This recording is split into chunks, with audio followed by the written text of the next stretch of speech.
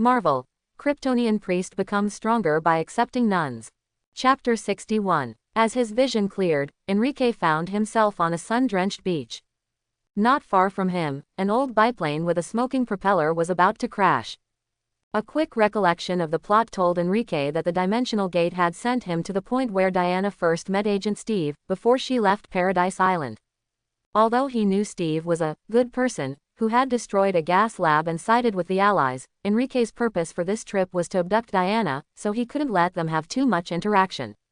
Standing still, Enrique used only telekinesis to pull Steve out of the crashing plane. "There's a priest here, thank you very much for saving me. But the pursuers are not far behind, we need to quickly leave this open area and hide." Steve hadn't fallen into the water, so he hadn't lost his mobility. After catching his breath, he pulled Enrique, wanting to hide in the forest ahead. However, after pulling a few times, Enrique remained motionless. Seeing that this stranger was unwilling to move with him, he let go and ran forward alone. A few seconds after he left, Enrique saw a young woman swimming from another direction.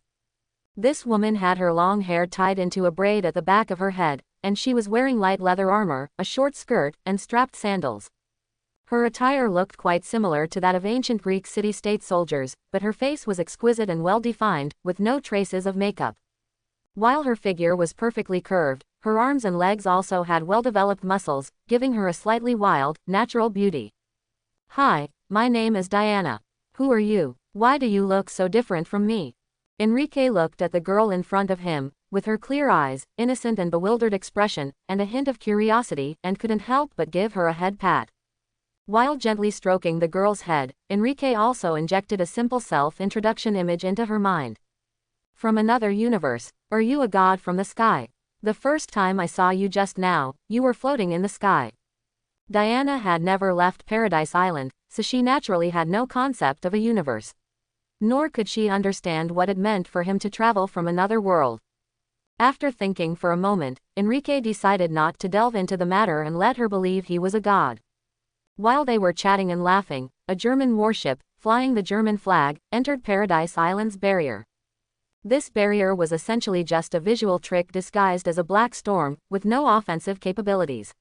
Therefore, it was not surprising that these pursuers could enter. The German soldiers didn't find Steve, whom they were pursuing, but they saw Diana and Enrique chatting on the beach. They instinctively assumed the two were Steve's accomplices. So, they lowered their landing boats and rowed towards them. Diana had appeared on the beach earlier because she had run out in a huff, and now Hippolyta, the Amazon queen, had also brought people to find her.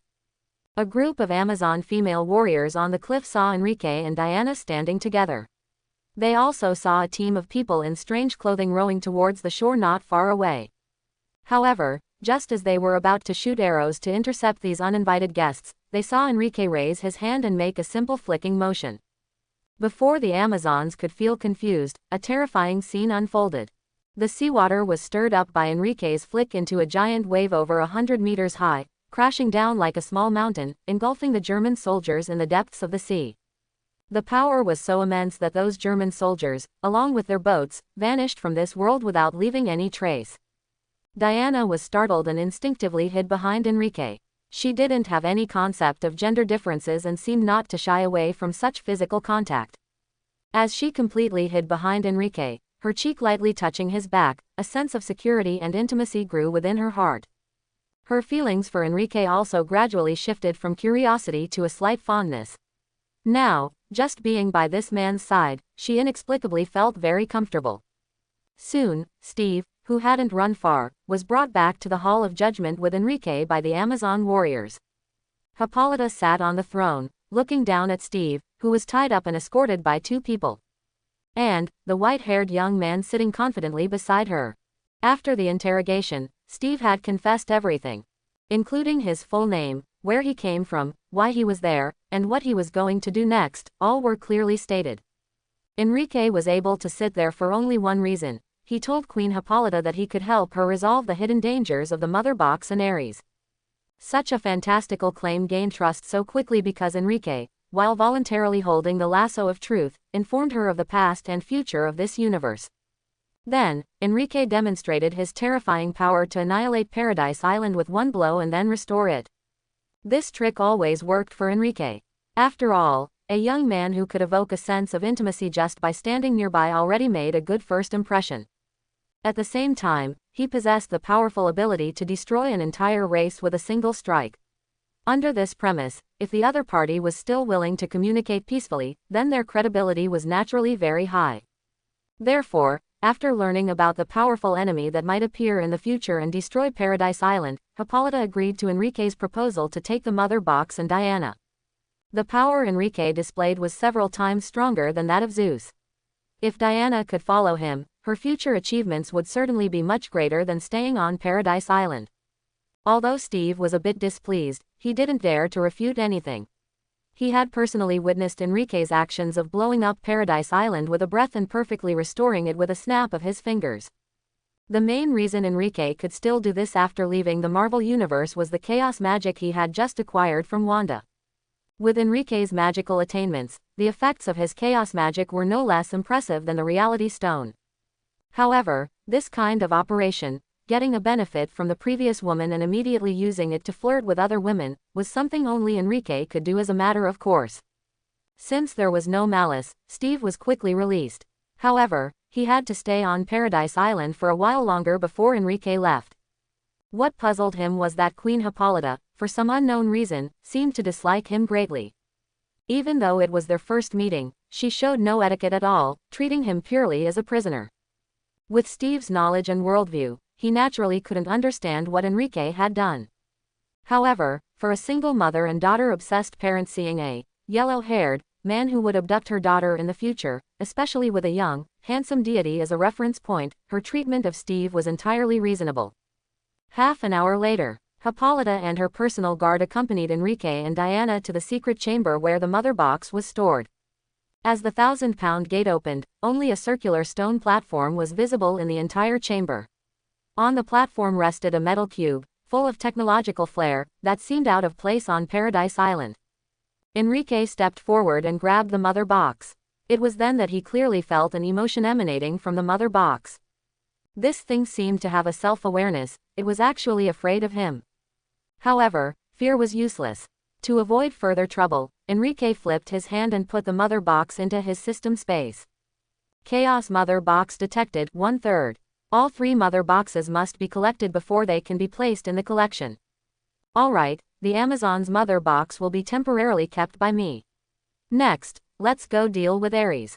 After leaving the mother box secret chamber, the group looked at Diana, who had been waiting at the passage entrance, with various expressions. Mother, when do we depart?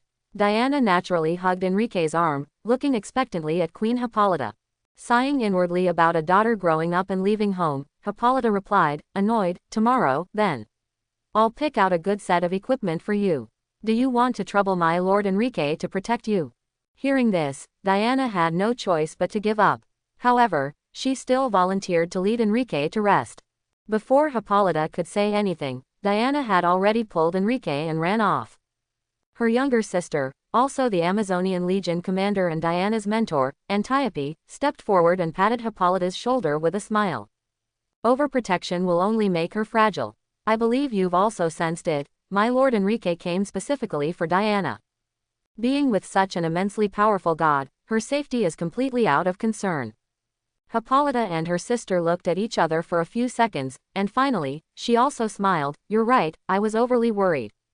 The next morning, Diana and Enrique, led by Antiope, arrived at the Amazonian treasury. Before she even started choosing equipment, Diana's gaze was fixed on the spherical stand in the center of the treasury. There, only a silver-black single-handed sword was inserted, looking unremarkable.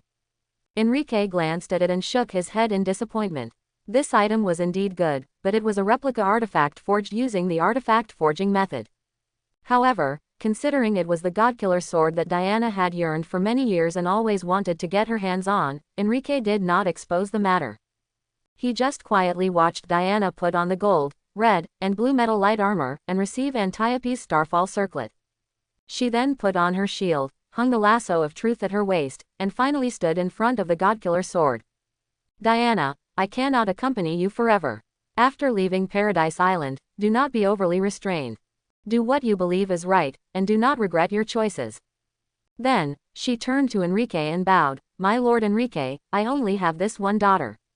I ask for your utmost care in looking after her." "Thank you very much." Enrique held up Hippolyta, who was about to bow, and returned a gentle and confident smile. "Don't worry, Queen. Before the enemy can harm Diana, he will be crushed and annihilated by me." The mother and daughter chatted for a while longer, holding hands, before they came to the beach where they first met and rendezvoused with Steve Trevor, who was waiting there. Enrique waved his hand, and an ice blue spatial gate appeared before them. Seeing this, Steve, who had spent several hours modifying and reinforcing the boat, was dumbfounded. Although his efforts were wasted, he was still in a good mood because he didn't have to spend a long time rowing. Now, not only was he out of danger, but he also had the help of Enrique and Diana. Steve immediately felt completely secure. After some interrogation, Steve, who had a high-level pass, finally led Enrique and Diana to meet his superior. Of course, there was also Sir Patrick Morgan, who looked strikingly similar to Professor Lupin. After introducing themselves, Sir Patrick narrowed his eyes slightly and stared at Enrique with a faint smile for a long time. And Enrique also stared at the other party with a kind smile.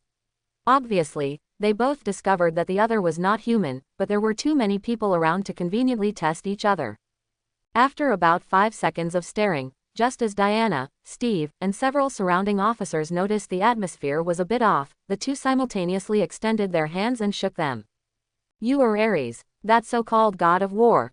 "No, no, my friend. I prefer you call me God of Truth. No matter what, the gods of Asgard are not my opponents. I'd rather try what the gods of Olympus are like. Soon you will know my methods, my friend." During the brief handshake, the two had already completed their first communication through telepathy. Enrique's purpose for this trip, besides Diana, was also to collect the Chaos Mother box. Originally, he thought one would be enough, but since it required 3 to meet the standard for system upgrades, he couldn't waste too much time with Ares. "I've already found Ares, but before that, I have something to do." Enrique issued the command to the system to collect the current Earth, and the system quickly responded. "The current world lacks core anchor points Bruce Wayne and Kal-El, and cannot be brought into the Infinite Sanctum and converted into a subordinate starfield." He had originally wanted to be lazy, but it seemed that wouldn't work now. So, he could only settle for cultivating a loyal faction. Enrique tapped his temple, striking Charles's classic pose. His mental power quickly spread out, finding the Cavendish family of this world. Since he had to support a family no matter what, he might as well use his own family. After confirming his target, Enrique arrived at Darcy Manor in Devonshire. Indeed, no matter which universe, his family's manor had the same style. Enrique stepped over the arch bridge in front of the gate and directly entered the manor. Passing through the maze of greenery, Enrique came face to face with an old gentleman wearing a top hat by the fountain in front of the mansion's main door.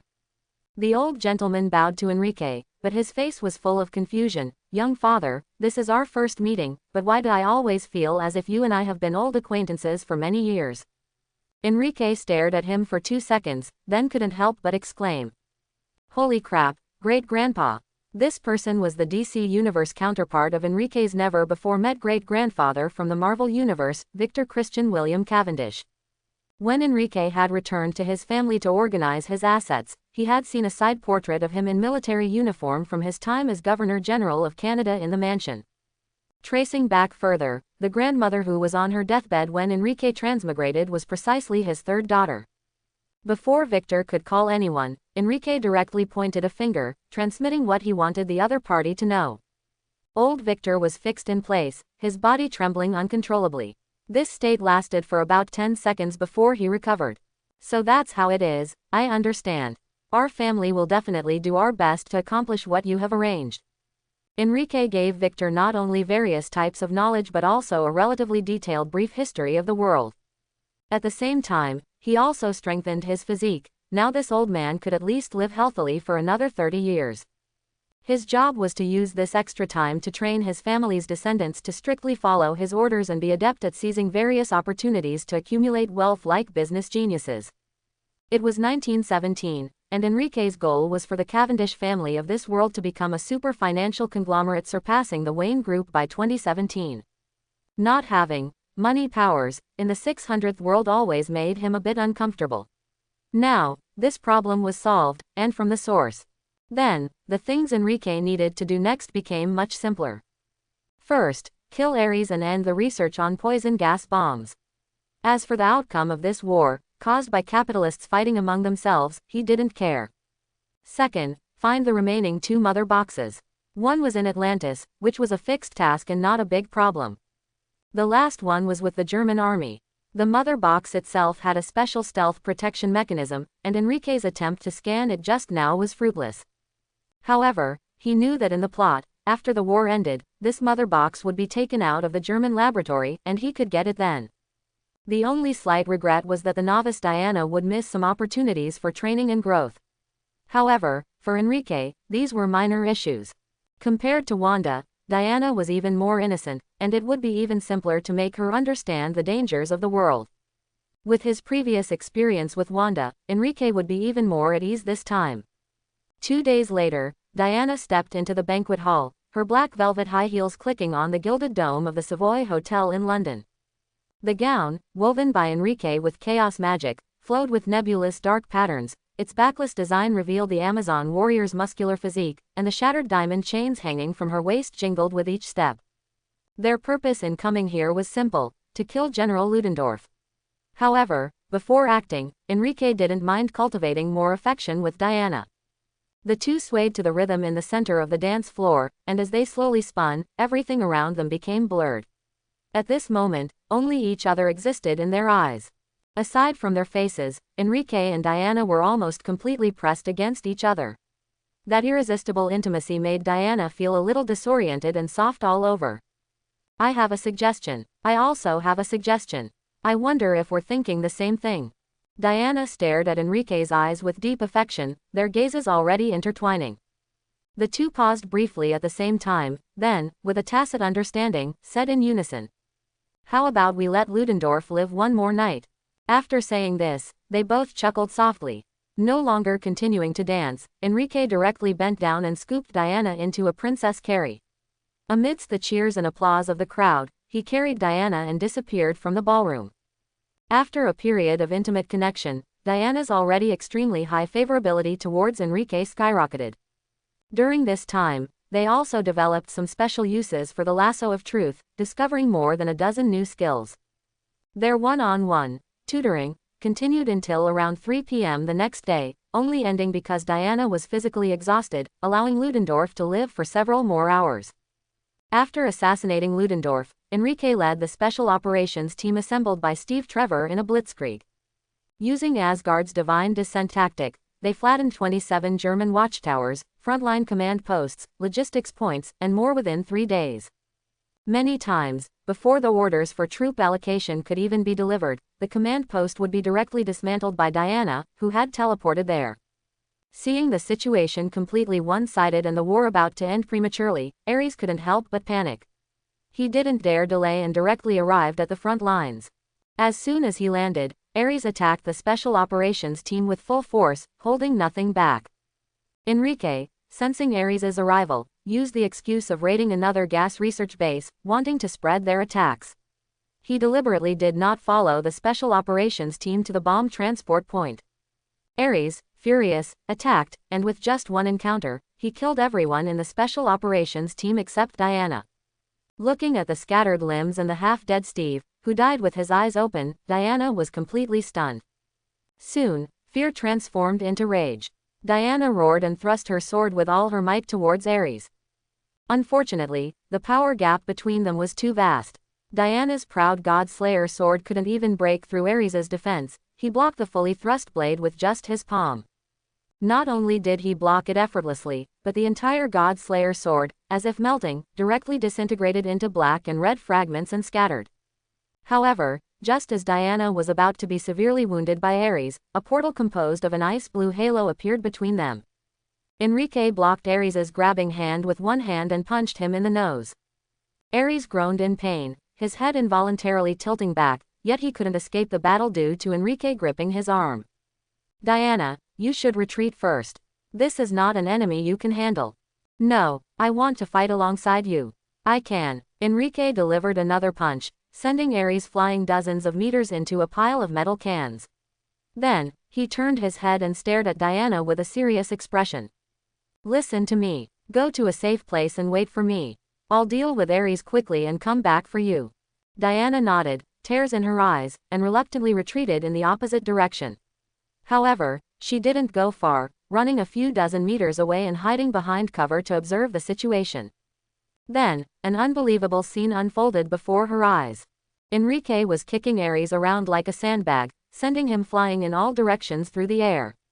Ares retaliated with all his might, but his high-speed, blurring punches and kicks, imbued with nuclear explosion-like force, continuously bombarded Enrique's body. Yet, they couldn't even cause a wrinkle in his clothes. Why are you unharmed? Ares couldn't help but question him while frantically throwing punches. Enrique chuckled mockingly, lifting his leg to send him flying. Steel body, kid. By now, Ares had lost all his strength and means. He could no longer hinder Enrique's steps, nor could he even ensure his own safety. Which meant Enrique had won. He would engrave the record of the strongest on the battlefield. Diana excitedly stepped forward, wanting to cheer for Enrique, but her advancing steps froze in place. Because as a sharp, murderous aura swept across the battlefield, Ares punched through Enrique's chest. His still pulsating heart was clutched in Ares's hand, which had emerged from Enrique's back. With a squelch, the heart was instantly crushed, and Enrique was tossed aside by Ares like a broken sack. How delightful, Enrique, I might never forget you. However, Enrique, whose chest had been pierced and heart crushed, did not die. Instead, with his last shred of willpower, he forced himself to refine and gather his power, condensing it into a ball of light in his hand. Diana, this is my last divine power. Take it. Ares sensed something was wrong and tried to move forward to destroy the energy ball condensed from divine power, but he was burned by the scorching divine light and couldn't get close. And Diana, watching this scene from not far away, was already in tears. Why did it turn out like this? For the first time, she had someone she loved. She stopped the war and Ares's conspiracy. These two joyous things intertwined. And these two joys would bring her countless more joys. She should have had such a dreamlike happy time. But why did it turn out like this now? No, it's fake, it's all a lie. This world is false. How could I possibly accept such a thing? The immense psychological disparity, coupled with extreme grief and indignation, created an intense stimulation that completely unleashed and awakened Diana's dormant divine bloodline. Furious lightning erupted from her arms, and her eyes shot out blazing lightning. Her slightly wavy long hair also floated upwards without any wind. Raising her hand, she grasped at the void, and the energy ball Enrique left for her before his death was pulled into Diana's palm. Suppressing the pain in her heart, Diana grabbed the ball of divine light and instantly refined it. Ares, I want your life. Before she even moved, a single furious roar generated a furious wave of air that caused blood to seep from Ares's nose and mouth. He looked terrified, understanding that if he didn't avoid her onslaught now, he might truly die at Diana's hands. After all, others might not know, but as the last surviving true god of Olympus, Ares knew that Diana was the true god-slaying weapon left by Zeus. However, he had no chance to think further. Because Diana, having merged with Enrique's divine power, had experienced an exponential surge in strength. If the power gap between her and Ares was 100 to 800 before, it was now 40,000 to 800. Therefore, Ares only thought for one more breath before losing everything, including his life. The moment Diana's fist struck Ares's head, his entire body, and even his divine soul, were instantly shattered. Ares was truly annihilated in both body and spirit. Just as Diana finally killed Ares and collapsed to her knees, everything around her suddenly shattered like a mirror. Her vision blurred for a moment, and when it cleared again, Diana saw a scene that made her brain shut down. After Ares was blasted apart, his charred humanoid outline remained on the ground. But Enrique stood there perfectly unharmed, smiling at her. It turned out that from the moment Enrique arrived, he had used chaos magic to create an illusion almost indistinguishable from reality. Ares couldn't do anything and was hard-controlled in place. Then, Diana, in a burst of rage, punched him into oblivion. Although somewhat extreme, Enrique indeed used this method to fully unearth Diana's hidden power in the fastest way possible. Seeing that her beloved was fine, Diana was momentarily at a loss for how to react, and she even replicated Agni's smile. She excitedly hugged Enrique, frantically kissing his cheeks, forehead, lips. If Enrique's physique hadn't been strong enough, she probably would have strangled him with her monstrous strength, comparable to a hug and kill move. All right, calm down. It's true that I was wrong to use this method to stimulate your potential. As compensation, I'll grant you one wish, how about it? Diana didn't answer, only hugged Enrique tighter, as if wanting to merge him into her own body. Now he had a tiny bit of regret. Diana's reaction was even more intense than Wanda's. Enrique didn't know how to comfort her better for a moment. After all, for so many years, he had always been passively loved by everyone. If he couldn't think of a good way, then he wouldn't comfort her.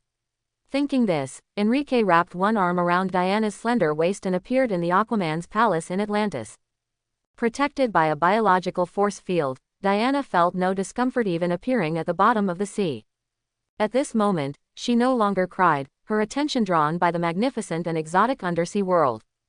Their sudden appearance startled King Ovax, who was sitting on the throne. Immediately, several Atlantean soldiers, armed with tridents and quindents, surrounded them. Enrique didn't care in the slightest, because all of these soldiers' weapons stopped about 2 meters away from him.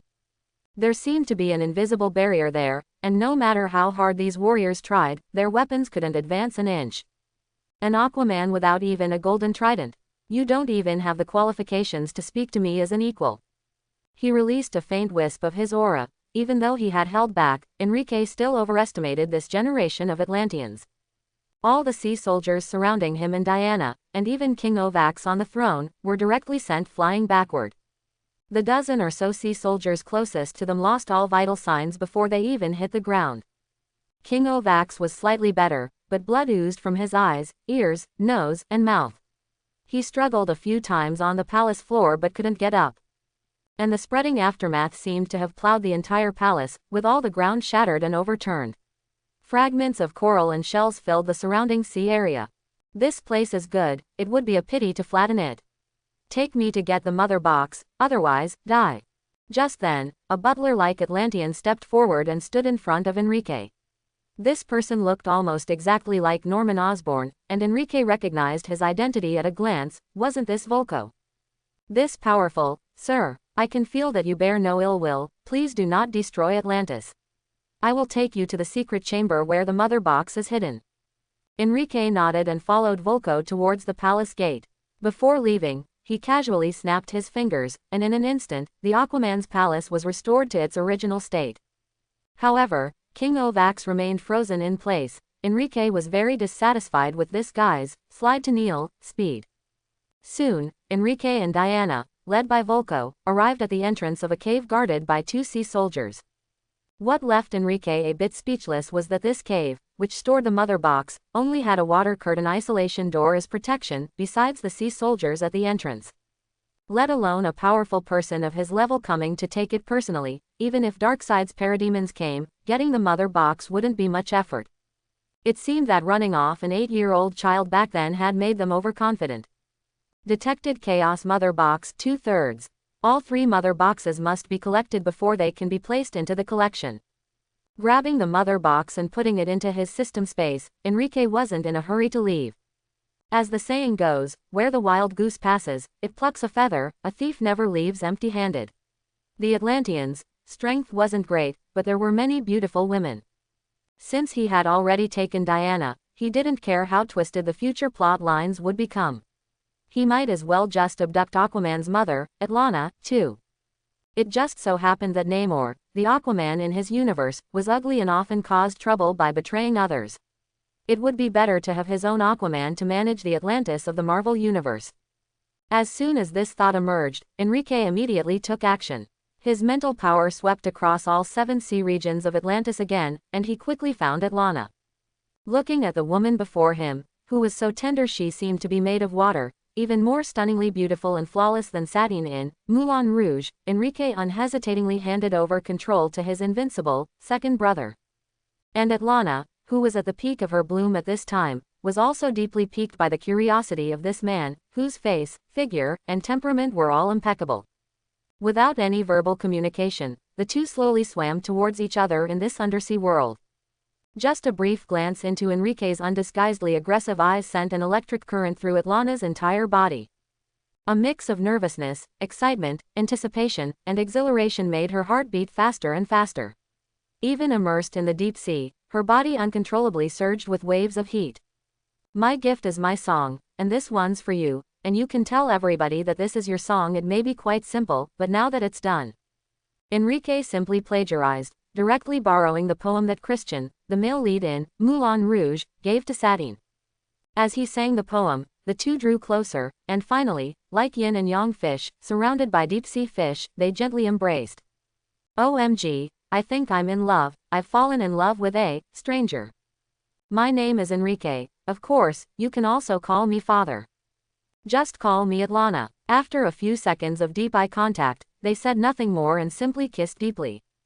At the same time, hundreds of nautical miles away, Diana stood blankly at the entrance of the mother box secret chamber, looking bewildered. Where's my boyfriend? My big boyfriend, why is he gone? 20 centimeters, heaven destined, beauties of all worlds are mine to command. Enrique thoroughly pleasured Atlantana for a week, and it was only while eating post-coital lobster that he suddenly remembered something very serious. He had left Diana at the Aquaman's palace, leaving her to stew for a whole week. Since it was already like this, Enrique didn't bother to hide it and directly teleported Diana to his side. Unexpectedly, besides being angry at Enrique for abandoning her, Diana wasn't very resistant to Atlantana's addition. Since there was no rush to leave for a while, Enrique simply multitasked while beginning to ponder how to quickly obtain the remaining mother box. Enrique, at Super Wisdom, you stubborn old man, help me devise the most efficient plan to acquire the remaining mother box. Super Wisdom, thinking, alright, I now need to devise the most efficient plan for this dead body to acquire the mother box. First, review successful cases for analysis. Answer. Use super strength. 1. You can continuously punch the mother box until it agrees to lead the way. 2. Sweep through the entire German forces and excavate all the ground within the area. Super strength. Flying brain, in the end, it's still up to me to carry. Go go go, let's go. After confirming the strategy, Enrique changed Diana and Atlantana into new clothes. After leaving the seabed with them, he took out 2 mother boxes. The terrifying immense force released by the 2 mother boxes produced a grating metallic twisting sound. Not only that, the deformed mother boxes continuously released a large amount of electric light, as if they were bursting. Finally, under Enrique's pressure, the 2 mother boxes conveyed a sense of submission, agreeing to lead Enrique. Enrique slightly relaxed his grip, and the 2 mother boxes released a holographic map projection. At the same time, they marked the location of the last mother box on the map and made it flash. Atlantana hugged Enrique's left arm, and Diana hugged his right arm. Enrique then teleported with them to the vicinity of Strasbourg. This was an important junction on the German-French border, and also the location of their underground base where they researched the mother box. Enrique appeared directly next to the mother box. The scientists who were still researching hadn't even clearly seen what the newcomer looked like before the mother box had already been replaced with a bomb by Enrique. After leaving the German base, Enrique then formally explained his plan to the 2 women. Diana was slightly reluctant, but upon hearing that the world Enrique was from had more advanced technology and entertainment, and that she could return to Paradise Island to visit her family anytime she missed home, she immediately agreed to Enrique's suggestion of returning to the Marvel Universe with him. Atlantana was already unattached and had some resistance to Atlantis due to having been harassed by King Ovax in the past. Regarding going to a new world where Enrique was the master, she not only had no resistance but was full of anticipation. Thus, Enrique, having acquired 2 beauties and 3 chaos mother boxes, directly ended this journey to another world through the dimensional gate. The 7th nun has joined. Feedback received. Thunder. Diana already had the blessings of the gods, and with various equipment, she was a low-level Superman. Therefore, after becoming a nun, the balanced feedback she received was not very obvious. However, Storm Aurora, due to Diana's Zeus bloodline feedback, found her control over lightning increased by nearly 3 times compared to before. Now, when she wielded lightning, it was more effortless, consumed less, and its power was far greater than hurricanes and other weather phenomena.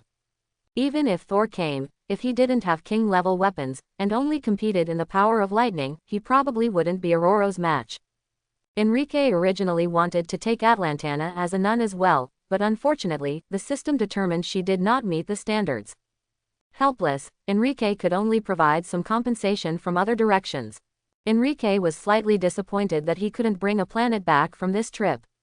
Therefore, he decided to thoroughly exploit the value of the Mother Box. Detected Chaos Mother Box 3/3. Do you want to place it in the Sanctum collection? With a thought, Enrique had the 3 Chaos Mother Boxes appear in the empty slots next to the 3 Infinity Stones. Sanctum function upgrading. Intelligent Butler beginning source unlocked. Intelligent Butler beginning source has the following functions. Universe knowledge sharing. All knowledge stored within the Mother Box is shared with the host and his nuns. It can also assist with reasoning, analysis, retrieval, etc. Energy commonality. All collectibles in the Infinite Sanctum can also be fully utilized in other universes. Damage resistance. Consumes the energy of the Infinite Sanctum to resist damage for the host. Matter editing. Rearranges the molecular structure of various materials within the Sanctum, transforming them into other materials. Currently unable to convert inorganic matter into organic life forms. Boom tube. Opens interdimensional teleportation channels. These functions are quite helpful. With Beginning's assistance, Emma is now completely unleashed. What Enrique valued more, however, was the energy commonality function.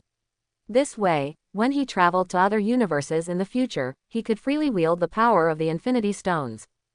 Because the Chaos Mother Box provided so many functions, it wasn't until Enrique was about to leave the Sanctum to check on Tony and Strange that he remembered he had received Zeus's thunder through feedback. However, the Zeus of the DC universe was really too weak, and even getting his divine artifact didn't seem that impressive. Thinking that another toy wouldn't hurt, Enrique took out the thunder.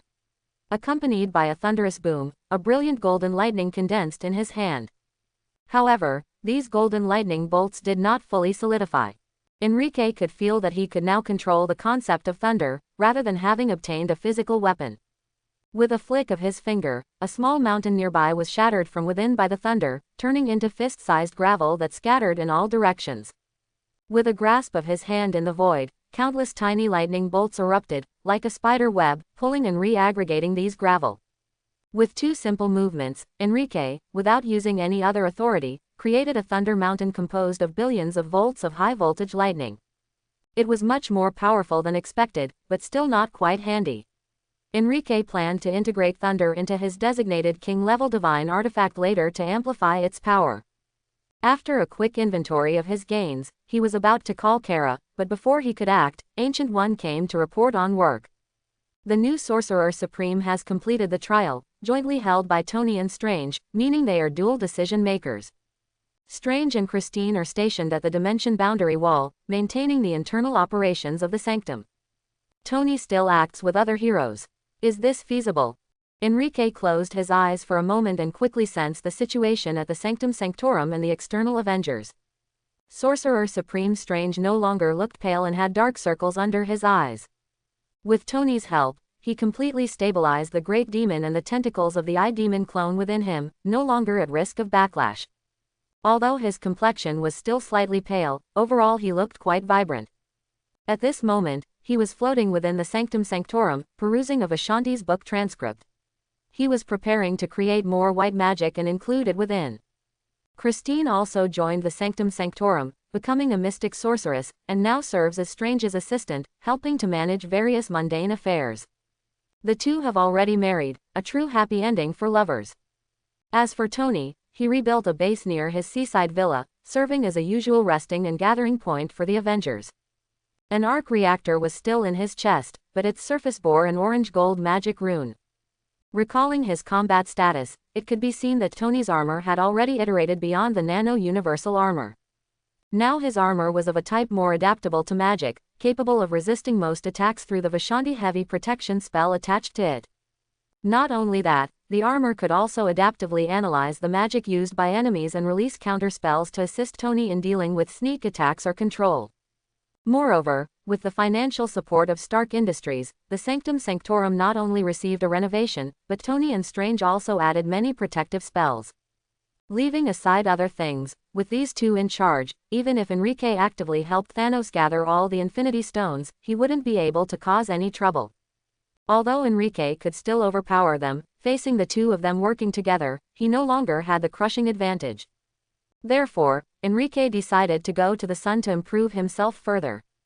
Fortunately, when Enrique was not around before, Ancient One did not dare to rashly pass the Eye of Agamotto to Tony and the other person.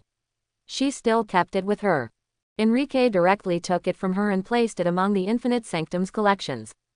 Time Stone detected. Do you wish to add it to the Infinite Sanctum collection? Time Stone integration complete. Infinite Sanctum function unlocked. Time stasis. Time stasis. Within the Infinite Sanctum and for the host, time is no longer synchronized with the outside world. It is usually in a stasis state, but stasis can be actively disengaged or jumped to a node synchronized with the outside world. After sending the others away, Enrique flew directly into the sun, preparing to sleep inside. Recalling it, Enrique was actually quite glad that he had obtained the Phoenix Force so early. Although it only had the creation, nirvana, and life force of the White Phoenix, it truly helped him ascend to the multiversal level. And now, as Enrique entered the sun for the first time and unearthed his potential, he saw beyond the dimension boundary wall. He could feel it before, but if he didn't focus, he couldn't see it as clearly as he could now. And now, countless branch world, like dense surveillance footage, appeared before Enrique's eyes. And each screen was an ultra-high-definition slow-motion shot, not missing a single detail. Without the dual blessing of the Mind Stone and the Mother Box, it would have been incredibly difficult for Enrique to accept and digest this knowledge. But now, it was commonplace, as easy to process as a reflex, not occupying any operating memory at all. Without paying much attention to the content of other timelines, Enrique closed his eyes and began his first hibernation. On the other side of the universe, Planet Holy. Amidst the thunderous roar, young Carl, now appearing to be 20 years old and dressed in Annihilator's diplomatic envoy attire, landed at Starfall Port. Although he looked like a young man around 20, young Carl's actual age was only around 10 years old. A humanoid figure of light, entirely ice blue, came to greet him. Carl excitedly rushed forward and directly embraced the other party. "Master, good kid, you're back so soon." The blue light figure smiled, patted young Carl's back, and walked arm in arm with him towards the distant Crystal Palace-like complex of buildings. This person was none other than God of Storms, who, on Planet Holy, had shed the shackles of the Divine Hammer through Annihilator's technology and materialized. However, she now went by the name Justice and became an instructor for the Annihilator's Universal Police Force. After this period of development, the Annihilator's civilization has far surpassed the three great empires of Xandar, Kree, and Sheer. They adhere to the underlying logic written into their DNA by the Creator, always dedicating themselves to universal peacekeeping, aiding the weak, and civilizations facing invasion. In addition to the existing sun in this star system, the Annihilators also built a gamma-ion spark tower to provide their people with energy far exceeding the sun's light. After killing Ronan and Corvus Glaive previously, young Carl was brought here by God of Storms. And the former chief instructor of the police force, Kane, had, in the years before his retirement, jointly conducted specialized training for young Carl with God of Storms. Now, young Carl has grown into the strongest warrior on Planet Holy, dubbed the Invincible Young Hero. In his most recent outing, Carl repelled a branch unit of the Black Order under Thanos. This action once again drew Thanos' attention. He decided not to go to Earth for now, but instead to Planet Holy to deal with this group of Universal Police. "Master, Thanos seems to have his eyes on us. I think we should quickly gather our forces and prepare to confront the Black Order." Through this period of study and countless real battles, Carl's mindset became increasingly mature, and he understood the importance of unity. He also knew that his power was not invincible, and his sister Kara and brother-in-law Enrique could not endlessly follow behind him to clean up his messes and provide a safety net. As the saying goes, even a lion uses its full strength to fight a rabbit. Even though he possessed the Power Stone, he was not arrogant.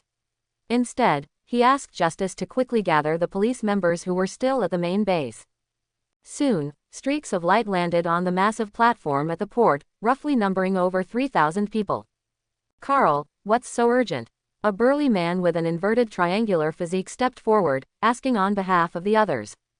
Carl briefly recounted how he had prevented the Black Order from massacring half a planet's population, which had drawn Thanos' fleet. Upon hearing this, everyone showed no panic, on the contrary, they were all eager to fight, itching for action. Fellow colleagues, recite our oath. Justice struck her chest with her right fist, her gaze firm and unyielding. Although she didn't shout, her voice was like a grand bell, reaching the ears of every police warrior. After a brief pause, everyone recited the Annihilator's oath in unison. Holy light shines across the sky. Tyrants' iron hooves break their might. With my soul, I forge a shield for all beings. The Annihilator's name quells all chaos. As the oath was recited, everyone raised their right fist, which had been placed over their heart, above their head, pointing towards the Black Order starships that were continuously warping into the universe. Countless ice-blue rays of light converged into a towering pillar of light, shining upon the Black Order's donut-shaped spacecraft. HMPH, such petty tricks dared to show off before an expert. Black Dwarf grabbed his battle axe and leapt directly from the spacecraft, charging towards the center of the police force in a self-sacrificing dive. Proxima Midnight and Ebony Maw were not to be outdone, each leading a vanguard legion, swooping down to attack. Because her lover, Corvus Glaive, had died at Carl's hands, Proxima Midnight immediately targeted this individual who was unlike all other Annihilators. And young Carl's fighting spirit was also ignited. Instead of retreating, he advanced, and with a circle of sonic boom clouds exploding, he directly arrived first, colliding with Proxima Midnight high in the air. With a loud bang, Proxima Midnight's trident spear was shattered by Carl's punch, and his fist struck her face without any obstruction. Proxima Midnight couldn't even let out a scream and was directly sent flying in the opposite direction. Carl relentlessly pursued her, unleashing a classic high-altitude three-punch combo. If he hadn't been blocked mid-flight by a 100-meter boulder moved by Ebony Maw's telekinesis, Proxima Midnight would probably have been beaten to death on the spot. Although she didn't die, Proxima Midnight still lost her combat ability in an instant, and was protected by several Vanguard guards as she retreated to the mothership to rest. Witnessing the formidable strength of this young man, Thanos no longer continued to observe the battle. Clad in his helmet and armor, he summoned the Tyrant's blade with one hand and burst out of the flagship, attacking Carl in midair. Carl had just shattered the meteor that was blocking him when he saw Thanos swing his blade at his throat. Although he could withstand the damage from this blow, he did not take it head-on. While releasing heat vision to hinder Thanos' charge, he also changed direction in the air, dodging a stone spike shot by Ebony Maw from his blind spot. Though seemingly dangerous, for Carl, the current situation was still well within his control. Apart from Thanos, none of the enemies present put any pressure on him. With a clang, Carl raised his left arm, blocking Thanos' fierce horizontal slash. Although he wasn't injured, his battlesuit was cut, leaving a red mark on his skin. At the same time, he also underestimated Thanos' strength and was swept away by the sudden immense force. Finally landing on the ground, Carl twisted his neck and smiled at Thanos, who was also moving his shoulders, making cracking sounds. Warm-up complete, Thanos, let's dance. How interesting. This universe seems to exist with him as its foundation. But why are there some people I don't recognize at all? And between the universal membranes, there's a special barrier. This universe truly piques my curiosity. A pair of large eyes, emitting a soft glow, were constantly observing several different universes, much like someone browsing short videos. After a brief stop, seeing that the foundation of this universe was always sleeping in the sun, these eyes shifted their gaze. The anomaly among the Watchers, Frog 2. A fellow who often breaks the Watcher's oath for the continued diversity of the universe. After his gaze left Enrique's universe, he opened a new window. And the protagonist of this world was Ultron. An Ultron whose new body fusion was not interrupted, who not only gained a vibranium body but also integrated the Mind Stone. Not only that, he also ambushed and instantly killed Thanos, who had just arrived on Earth, and obtained all of the Infinity Stones. Frog 2 was quite interested, so he slightly magnified the window and watched carefully. What he didn't know was that this action would bring him great trouble. Meanwhile, the great battle between the Annihilators and the Black Order was still ongoing. More and more Annihilator warriors returned to their home planet to participate in the war, and Thanos' army gradually couldn't hold on. As a god of storm's race personally created by Enrique and Carol, combining their respective energies and knowledge. Each Annihilator possessed formidable combat power, but they also had a flaw. That was, the entire race suffered from an extremely severe, non-dimensional reduction phobia syndrome. Enrique merely enjoyed fishing, but the Annihilators were even more extreme. They only played fishing games, and if it wasn't a fish-egg game, they would feel uncomfortable. Normally, before determining that they were far superior to their opponents, they would always cooperate in groups and perform a body mutilation after killing the enemy. Therefore, Carl and the re-emerged chief of the guard, Kane, forcibly pulled Justice, who was about to go wipe out miscellaneous soldiers, and the three of them ganged up on Thanos. Thanos's tyrant's blade had been burned to scrap metal, and his armor had been blasted into a sieve by heat vision and lightning strikes. And now, they were preparing to join forces to kill this mad titan. Kane gathered energy and released a dozen light rings, firmly binding Thanos. To be safe, he also added a few energy chains to clamp Thanos's throat, while he himself stepped on Thanos's back and pulled backward with force. Meanwhile, Justice and Carl gathered energy in their fists, charging from different directions, striking with full force towards Thanos's left and right temples. If this blow landed, even Thanos, being of the Titan race, would have his head explode on the spot. Sensing the crisis of death, Thanos no longer dared to hold back and struggled with all his might. His neck bulged with veins, and his muscles expanded from being fully tensed. Thanos wanted to shatter the shackles on his body to avoid this killing blow. A circle of blazing energy flames erupted from Thanos's center. Although he failed to shatter the shackles, he still barely managed to avoid the vital spot. His right arm, along with almost his entire shoulder, and part of his right ribs, had disappeared. If that blow had landed on his head, Thanos was certain he would have died. Although he was still alive now, he had no possibility of continuing to resist. Fortunately, he had anticipated such a situation and kept a trump card for himself. A spatial rift appeared, and Thanos's broken, dying body was sucked into it, disappearing from sight. Tisk, he got away. If Big Brother were here, he definitely wouldn't have given him a single chance. Carl clenched his fists and returned to Planet Holy unwillingly. Justice caught up to him and smiled, comforting him. Look on the bright side, the Black Order is almost completely wiped out, and Thanos has been injured to near death by us. Carl scratched his head in annoyance. Master, you don't understand. An enemy escaping with low health, something out of my control, makes me very uneasy, even anxious. Justice turned her head and saw that other Annihilators had similar reactions. Everyone frowned, some even paced back and forth, constantly sighing. After a few seconds of contemplation, Carl flew onto a high platform and approached Kane. This old warrior was also unconsciously pacing back and forth, seemingly not at peace. Captain, let me lead the brothers to pursue and kill him. Otherwise. Kane hesitated for a second, then finally nodded. Suspend all peacekeeping missions, recall all outward-bound warriors, and issue an annihilation order to all star sectors. Carl nodded seriously and went to gather people.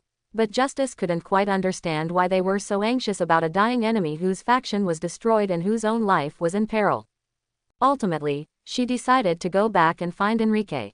The Master's task had already been considered completed before.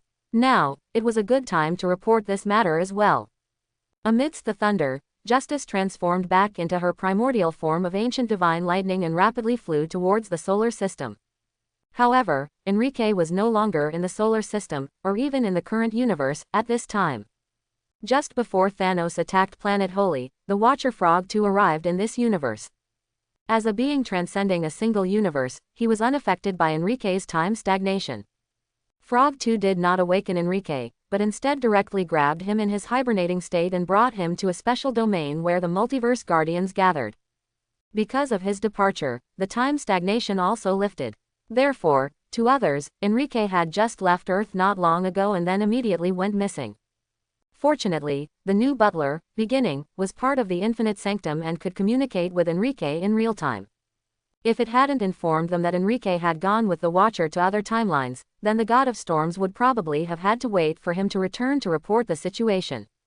After quickly and simply informing him of the current various situations, the God of Storms only received an extremely concise reply.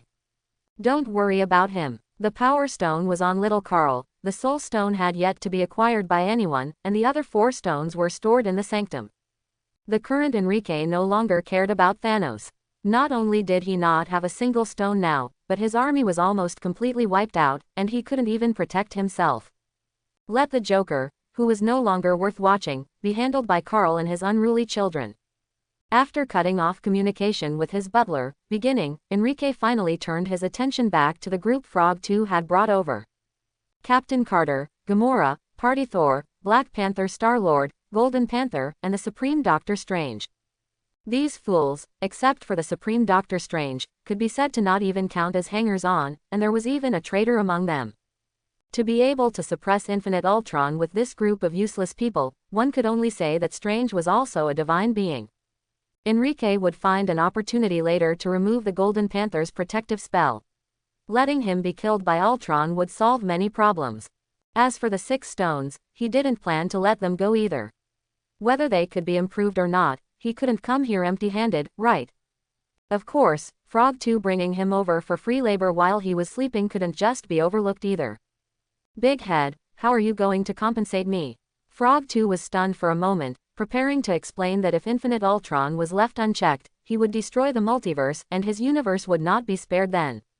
But he saw Enrique's disdainful gaze, and the words got stuck in his throat, unable to be spoken. Just because you can't beat him doesn't mean I can't. Trying to morally blackmail me into working for free now is impossible. As the saying goes, it's not scarcity but inequality that causes trouble. Although everyone knew that stopping Ultron was saving themselves, hearing Enrique's words, they also had some other thoughts.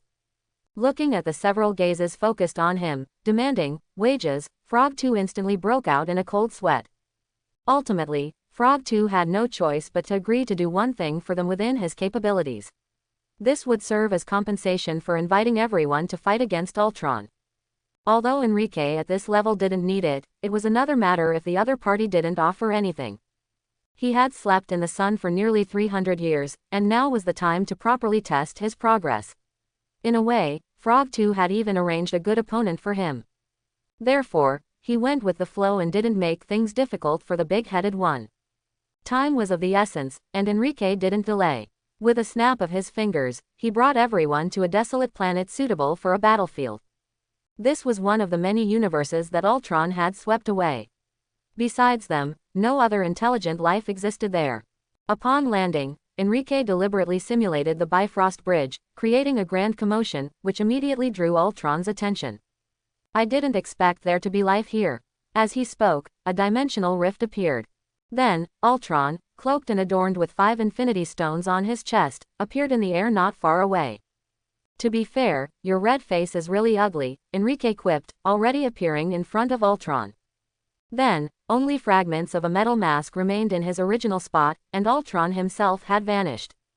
It wasn't that he had become invisible or moved, rather, he had been punched away by Enrique at a speed imperceptible to the naked eye.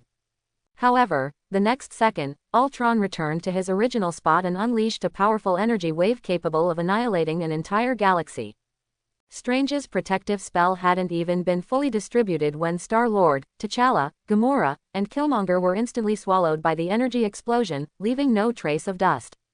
Although Strange absorbed the energy, the sacrificed individuals could not be brought back. Enrique had anticipated this, and in fact, he had deliberately allowed it. He was closest to Ultron, and stopping him from using such a wide-range attack would be no harder than taking a breath. However, to eliminate the individuals he disliked, Enrique deliberately did nothing, allowing them to be wiped out. Although T'Challa and Gamora were caught in the crossfire, their presence or absence made no difference. Because Enrique had already ripped off Ultron's chest plate and thrown the 5 snatched Infinity Stones into his system space. He looked at his hands with some surprise. Before truly acting, Enrique could sense that he was no longer the same as before. Even he hadn't anticipated that he would become so incredibly powerful. But from another perspective, even T'Challa, the Black Panther Star-Lord, could easily steal a soul stone and go unnoticed for several minutes. It seemed not so strange that he, with strength and speed already superior to the opponent, could suddenly make a move and successfully strip away the Infinity Stones. So, it's not that I'm too strong, but that you, this useless AI, have no sense of self-preservation at all, is that it? Mocking him playfully, Enrique, like Thanos dealing with Vision, directly grabbed his throat, preparing to open his head. Vision roared with all his might, a highly condensed energy beam directly shining into Enrique's eyes. From the moment Ultron's voice sounded until he was choked by Enrique and fighting for his life, less than 10 seconds had passed in total. Not only could Ultron, who was about to be obliterated, not believe it, but even Frog 2, who had set up this situation, was completely dumbfounded. If I had known this guy was so powerful, why did I bother with so much trouble? Strange, who had raised his hand to cast magic, was also stunned. This direct instant kill felt somehow wrong. As the remaining few were lost in thought, the high-energy beam, capable of instantly killing Thanos, had already hit Enrique's eyes. As the most vulnerable part of a mammalian creature under normal circumstances, everyone couldn't help but worry. They feared that Enrique, who had just been showing off wildly, would be severely wounded or even killed by this. Ah! Amidst inhuman screams, Thanos was held by the throat by Carl, his eyes pinpointed and burned by heat vision. Although his head hadn't been burned through yet, it had already caused nearly fatal and severe damage to Thanos. He twitched uncontrollably, constantly coughing up purplish-black blood foam. Carl finally stopped his attack only when he himself felt a bit dizzy. And the Thanos in his hand had his entire head burned away, deader than dead. But even so, Carl was still not entirely at ease. He and Kane teamed up and tore Thanos's headless remains into 5 or 6 pieces of shattered flesh. And by scattering them across different planets and asteroid fields in space, he finally felt a lot more at ease. Kane and a group of annihilators who had swept through the Dark Order's base, the Sanctuary Sector, regrouped and returned to their homeworld in a mighty procession. After they left, a figure hidden in a black cloak, vaguely revealing half a skull face, appeared out of thin air in the void of the universe. How ugly, Thanos. I didn't expect you in this universe to be so weak. However, this also indirectly proves that there are very powerful and interesting individuals in this universe. Amidst a light laugh, the black cloak re-merged with the boundless universe, as if it had never appeared. And disappearing with it was Thanos's corpse, which had already been torn into strips of flesh. Desolate planet. Enrique dropped Ultron's smoking, half-destroyed head and also placed the Mind Stone of this universe into his system space. So, it's over. Just like that, Captain Carter and Party Thor exchanged glances. Clearly, the battle had ended too quickly, and they hadn't yet recovered. Frog 2 and Enrique landed together beside the others. He was ready to fulfill his promise. Strange wanted to resurrect his Christine, but he couldn't because her death was a fixed point in time. Therefore, he remained silent. The only reason he hadn't left yet was simply to save Frog 2's face. Party Thor had no wish. His world was peaceful, and he partied until he was sick every day. Captain Carter also had a similar predicament. Steve's death was a fixed point in time in her universe, so he could not be resurrected. After the three of them stated they had no wishes, Frog 2 turned to Enrique with some apprehension. I won't bully you. My wish is relatively simple. It's just that you help me find more fun in the future, and let me participate in crises like the current one. Upon hearing this, Frog 2 breathed a heavy sigh of relief. He was already constantly observing the multiverse. Now, finding interesting major events for Enrique was just a side benefit. Not only did he suffer no loss, but he also indirectly gained a powerful helper. This was clearly a win-win situation. Ignoring the others, Enrique directly returned to his own universe. After returning to his own Earth, Enrique suddenly felt something. In the old warehouse directly beneath him, there were more than one superpower user. Moreover, they seemed to be confronting the FBI, and he didn't know if they were superpower criminals or something else. Enrique deliberately didn't investigate further, but instead, with the mindset of opening a blind box, he descended directly. And, so as not to interrupt their standoff, he deliberately concealed his figure. With a flash, Enrique appeared inside the old warehouse where several superpower users were entrenched. Because he had temporarily concealed his figure, none of the people in the room noticed him. However, the people in the room looked extremely familiar to Enrique. There were 2 women and 2 men in the room, a bearded Mexican, and a burly man with black hair tied back. Enrique guessed they were Eclipse Marcos and Thunderbird John. The 2 women each had their own charm. One had long, wavy reddish-brown hair and seemed like a gentle, understanding older sister type. This person should be Dreamer Sonia. The other was leaning behind a load-bearing pillar, with dark green hair, looking more punk. My goodness, Polaris Lorna. Upon seeing this woman, Enrique instantly remembered everything. A look of pleasant surprise flashed in his eyes. Lorna looked to be less than 20 years old now. The old Mexican with glowing hands also looked younger than he did in the previous Life series. It seemed that the main storyline of The Gifted was about to begin. As far as he remembered, in the setting of this US drama, the X-Men and the Brotherhood of Mutants had both disappeared, leaving only the Hellfire Club. And because the X-Men had been abducted by him, the Brotherhood of Mutants was almost completely wiped out. He had inadvertently caused the current world to resemble the background of the world in the series. This was also the reason why these young mutants, who couldn't find an organization and were scattered across the world, lived very miserably. As an LSP who idolized God King Zeus, Enrique would naturally lend a helping hand for the sake of the two beauties and assist them well. Directly killing the FBI of the Sentinel organization and then taking the few people away would inevitably lack some fun. Enrique decided to go on an incognito visit and play a game of True Love in Adversity with the two young beauties. Thinking this, he changed his appearance, otherwise, if he was recognized as Cavendish Duke at a glance, wouldn't the fun be over? The few people were tensely confronting the FBI when they heard a noise from the corner of the warehouse. "Who's there? Come out," Lorna said, simultaneously grabbing a hollow steel pipe from the ground and aiming it at the source of the sound. Accompanied by rustling sounds, Enrique, disguised as a homeless man, emerged from behind a pile of miscellaneous items. "Don't move. I have no ill intentions."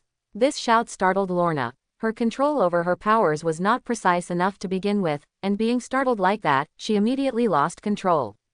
Then, the steel pipe whizzed and pierced Enrique's left arm. Actually, under normal circumstances, the steel pipe should have just fallen to the ground. But Enrique, in order to use this as an excuse to integrate into this small team, deliberately created the current situation. Seeing this, the few people were a bit flustered, although they had always been ostracized and even hunted. However, the young people were all very restrained, they only slightly punished those who deliberately provoked them. Situations like Enrique's were truly a first. The four of them bent down and jogged to the vicinity of the pile of miscellaneous items to help Enrique check his wound. Only when they got closer did they see Enrique's uniqueness. At this moment, he was disheveled and his clothes were somewhat dirty and old. This made Enrique's deliberately retained, divinely glowing golden and silver eyes even more eye-catching. Eclipse Marcos squatted down, gently helped Enrique, who was groaning on the ground, to his feet, and pulled out the steel pipe for him. Enrique looked at the few people fearfully and turned his back. Although he seemingly turned away, the few people could still vaguely see his movements. They saw a faint glow emanating from Enrique's eyes, shining on the wound on his arm. And that horrifying wound, pierced straight through by a rusty steel pipe, actually recovered rapidly in 3 or 4 seconds. "You're a mutant too." Marcos and John, who were closest, exchanged glances, both seeing the surprised look on each other's faces. Enrique, acting the part, feigned a bewildered and fearful expression. "Ah, what mutant? I'm just hiding from the wind and rain here. If you don't like it, I'll leave immediately, don't hit me again." Sonia smiled and stepped forward, giving Enrique a hug. "It's okay, we won't hit you again. We are all mutants, and from now on, we are family." Although she had been constantly on the move, Sonia was, after all, a mutant with hypnotic abilities, so she naturally carried a faint, inviting, and relaxing scent. Enrique was not polite. With her hug, he burrowed into Sonia's arms, burying his entire face in her chest, and began to cry, with muffled sounds. While comforting Enrique, Sonia also activated her ability to simply probe Enrique's memories. This was also a form of identity verification. Otherwise, if they brought a mole back, wouldn't their stronghold be wiped out?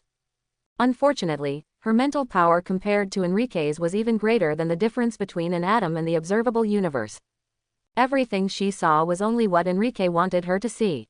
In the observed false memories, Sonia saw Enrique accidentally awaken his powers when he was young, not only not harming others but even saving several injured people.